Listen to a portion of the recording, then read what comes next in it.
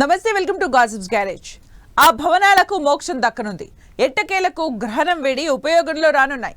విశాఖ సాగర తీరాన వైసీపీ హయాంలో కట్టిన ఋషికొండ భవనాలు ఇప్పటి వరకు నిరుపయోగంగానే ఉన్నాయి. వాటిని ఏ అవసరాల కోసం వాడాలన్న దానిపై కేబినెట్ సబ్ కమిటీ ప్రభుత్వానికి వడపోతను క్లైమాక్స్ కు తెచ్చింది. మంత్రివర్గ ఉపసంఘం ఇచ్చే నివేదిక ఆధారంగా ఋషికొండ నిర్మాణాలను దేనికోసం యూజ్ చేస్తారనే దానిపై ఆసక్తికర చర్చ నడుస్తోంది. ఋషికొండ భవనాలను గెస్ట్ హౌస్ కు వాడబోతున్నారా, ప్రభుత్వ అవసరాల కోసం యూజ్ చేసుకుంటారా?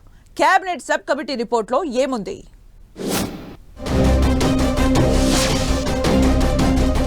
రిషికొండ భవనాలకు గ్రహణం వీడినట్లేనా?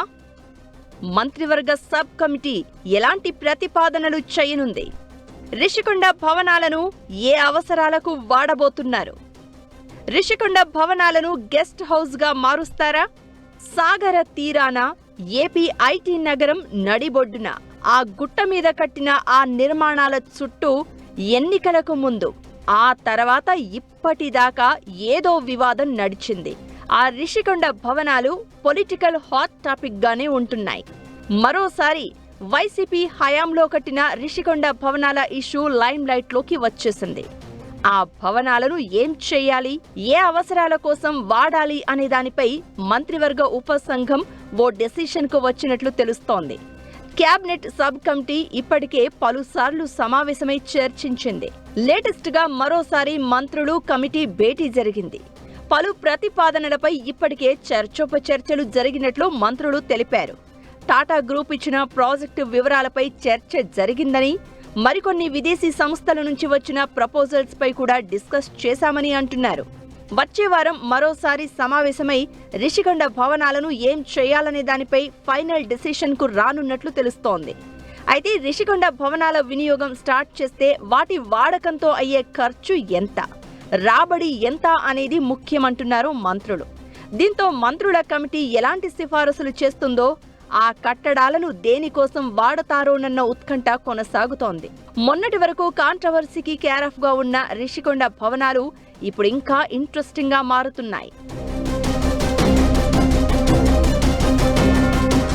ఈ భవనాలు కట్టడం వెనుక గత సర్కారు అసలు ఉద్దేశమేంటో తెలియదు, కానీ వైసీపీకి రాజకీయంగా ఇబ్బందులు తెచ్చిపెట్టాయన్నది ఓపెన్ సీక్రెట్.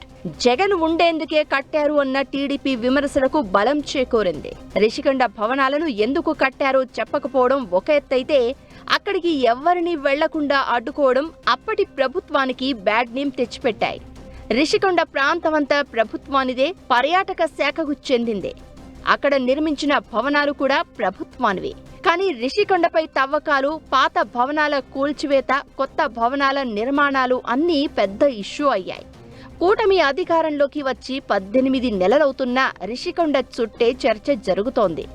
అయితే ఇప్పుడు ఏపీ సర్కార్ విశాఖను ఐటీ నగరంగా డెవలప్ చేస్తోంది. గూగుల్ డేటా సెంటర్ రానుండడంతో పాటు పలు ఐటీ కంపెనీలు విశాఖకు తరలి వస్తున్నాయి. అటు నేవీ యాక్టివిటీ రెగ్యులర్ గా ఉండనే ఉంటుంది. ఈ నేపథ్యంలో విశాఖలో భవనాల అవసరం ప్రభుత్వానికి ఎంతైనా ఉంది. ఈ నేపథ్యంలో రిషికొండ భవనాలను గెస్ట్ హౌజులుగా మారుస్తారు అని టాక్ వినిపిస్తోంది. మెయింటెనెన్స్ భారం ఎక్కువవుతూ ఉండడంతో ప్రైవేటుకు ఇస్తారని చర్చ కూడా ఉంది.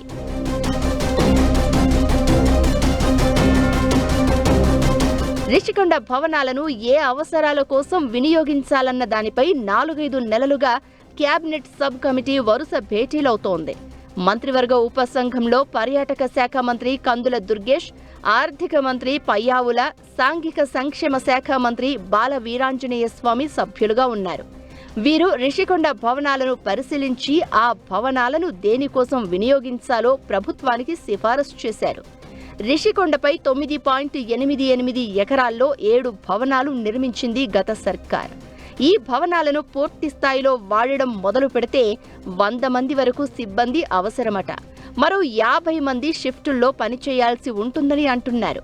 ఇక రిషికొండ భవనాలకు కరెంటు బిల్లుల బకాయిలు పేరుకుపోతున్నాయట. ప్రతి నెల సగటున 6 లక్షల పైనే బిల్లు వస్తుందట. దీంతో రిషికొండ భవనాల వినియోగంపై మంత్రివర్గ ఉపసంఘం చేసిన సిఫారసులు ఎలా ఉన్నాయో, ప్రభుత్వం ఎలాంటి డెసిషన్ తీసుకుంటుందనేది ఆసక్తి రేపుతోంది.